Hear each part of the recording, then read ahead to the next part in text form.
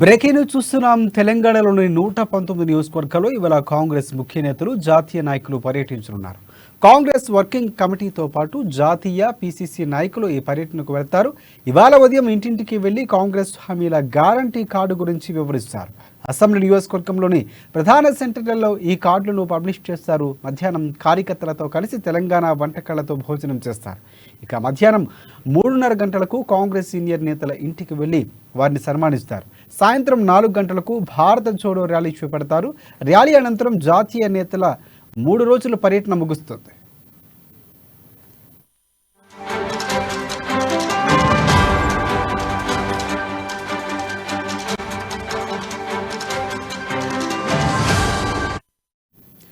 CWC సభ్యుడు పవన్ ఖేరా వికారాబాద్లో ప్రచారం చేరున్నారు. TPCC incharge Manikrao Thackeray ఆదిలాబాద్లో పర్యటించనున్నారు.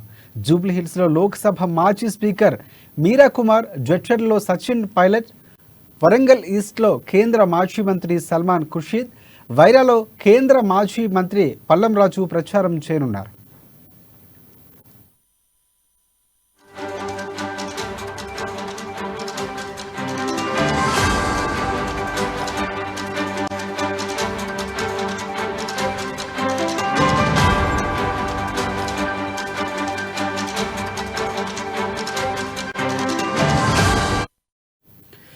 బ్రేకింగ్ న్యూస్ చూస్తున్నాం. తెలంగాణలోని 119 నియోజకవర్గాల్లో ఇవాళ కాంగ్రెస్ ముఖ్య నేతలు, జాతీయ నాయకులు పర్యటించున్నారు. కాంగ్రెస్ వర్కింగ్ కమిటీతో పాటు జాతీయ పిసిసి నాయకులు ఈ పర్యటనలకు వెళతారు. ఇవాళ ఉదయం ఇంటింటికి వెళ్లి కాంగ్రెస్ హామీల గ్యారంటీ కార్డు గురించి వివరిస్తారు.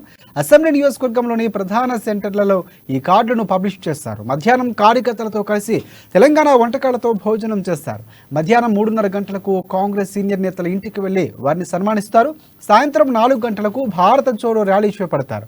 ర్యాలీ అనంతరం జాతీయ నేతల 3 రోజుల పర్యటన ముగుస్తుంది.